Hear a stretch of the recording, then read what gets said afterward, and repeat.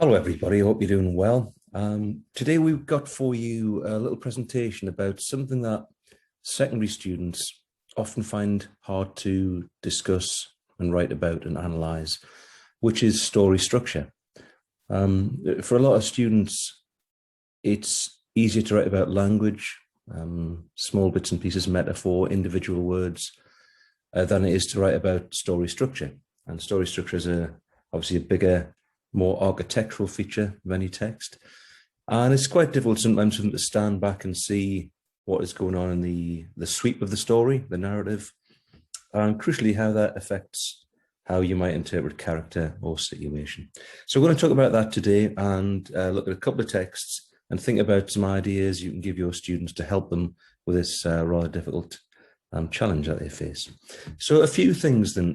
We're not going to talk about every aspect of structure. It's a rather large topic.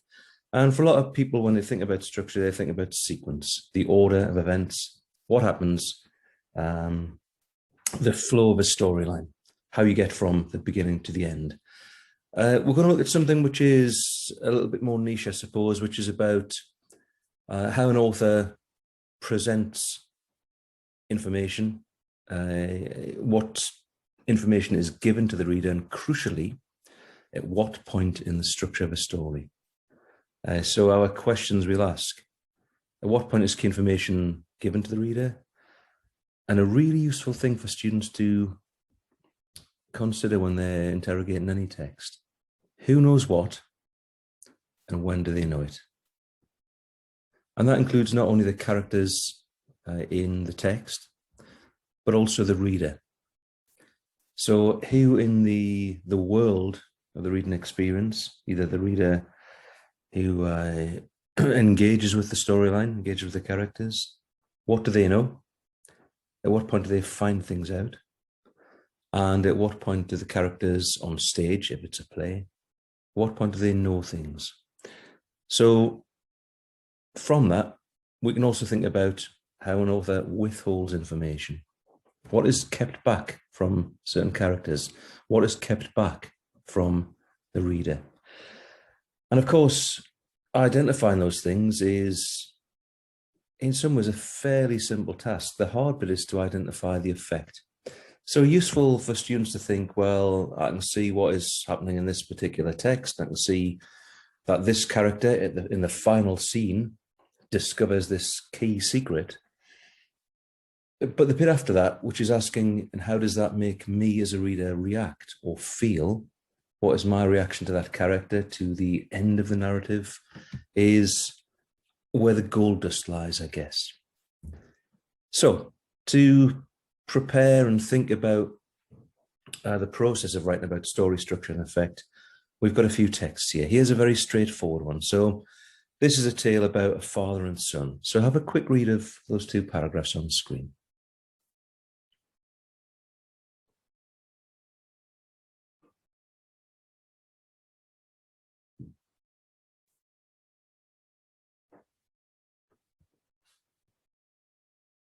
Now, if we think about the structure and order of events here, and remember our central question, who knows what and when do they find it out? Well, of course, from the reader's point of view, in the first paragraph, we are given some key information. We find out a little bit about Will, the fact that he's a schoolboy, about his feelings, and what he expects to happen that weekend. And we also find out about his father and what his father does and where he is. So that initial paragraph puts us in a position of having some information, and we can see both characters and a little bit of their individual worlds, if you like. Then the second paragraph, of course, gives the reader some more information that actually the father has flown home. And we find that out as readers at the same time that Will does. So we, if you like, are placed in a similar position to the son. We find out that his father is already there. And we also find out that his father is returning for good. So we experience this at the same time that Will does. There's one way of ordering the information in a text. Now let's look at a slightly different version of this story. Have a read of that.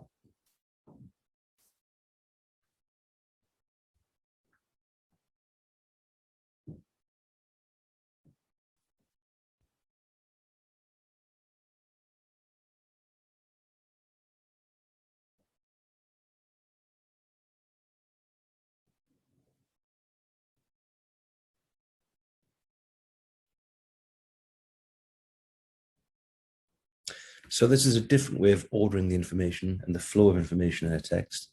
That slightly cryptic, well, it's not cryptic, really, an enigmatic opening sentence puts the reader in a position where they know that obviously the plane is going to be important to the story somehow, and we meet Will, if you like, in his maths lesson. But of course, what the author here withholds is what the significance of the plane might be and what link it might have to Will. So we start with an entirely different effect. I suppose the reader has a greater sense of intrigue or anticipation as to how these things may be connected. The second paragraph does a very similar job to what we saw in the previous slide, where we have the introduction of characters and situation and feelings. But then the third paragraph does something different again. It puts us as reader in a different position to Will. At this point in this version of the story, we have a greater sense of what is going to happen. We have, if you like, superior knowledge to Will. We know more. And I think this is a very important thing to focus on here, because it puts the reader in not only a position of superior knowledge, but it creates a different effect. And that effect, I guess, is that we know that pretty soon Will is going to have this glorious moment where he sees his father unexpectedly. And also because we know that Will is feeling very sorry for himself, it creates a lovely gap, if you like. So here we are as a reader, knowing that pretty soon Will is going to have these glorious feelings. And of course, that has a different effect to the previous example, doesn't it? That makes us, I mean, for me, when I read that, I get a feeling of warmth and anticipation and a mild kind of sense of joy and excitement, wanting to see this emotional moment. And then, of course, the final paragraph does a similar job, but not quite. That we also have a slightly different level of knowledge here, that we are let in the knowledge that Peter, the father, is going to return home for good, but that he's going to keep that one in reserve. And so we have this, it's almost like a topper to a joke, I suppose, isn't it? That you have this extra layer where the reader and Peter knows something that Will doesn't. And I think that the effect of this version of the story, it has a much more emotional impact, I think. So between those two versions, I suppose what I'm trying to say really is the way in which an author lets you in on certain things can create different effects. Let's look at a further example. Here's a text which hopefully most of your students or yourselves will be familiar with. And this is from the early phase of the play. And this is obviously Macbeth. And if you don't know the narrative too well, King Duncan is murdered by Macbeth, and his wife has a hand in the plotting of it. And King Duncan arrives at the Macbeth's castle. And as he does so, you have this little exchange between Lady Macbeth and Duncan. And Lady Macbeth is effectively saying, "Welcome to the castle, we look after you." And Duncan takes her at her word. There's a sort of feeling of warmth. So as we look at that exchange, and we're thinking about levels of knowledge, if you take it at face value, of course, it's not quite a misreading of the play, but it fails to take into account what's happened before this particular exchange occurs. So let's look at what happens before that scene. So this is a discussion between Macbeth and Lady Macbeth, and they are deciding what is going to happen to Duncan. And of course, they're plotting his death. And Lady Macbeth has that great line, "Never shall sun that morrow see." In other words, Duncan will not survive the night. Now, this particular exchange towards the end of Act 1. It gives the reader some key information. It tells the reader that the Macbeths are secretly plotting to kill the king. And it might have the effect that we judge them as a horrible couple, deeply untrustworthy, conniving, scheming, ambitious couple who are willing to put their desire for power ahead of loyalty to the king. So that exchange happens. And then when we get to the scene where Duncan arrives, that one, it changes the effect of the way we see the characters. So, for example, we know when Lady Macbeth welcomes Duncan to the castle that she is, of course, plotting his death. And we then see this, I guess it's a sort of acting job, isn't it, for her? She's pretending, feigning a delight in seeing Duncan and feigning deference. And so that triggers the reader, because of what we know earlier, to see her in a very negative way.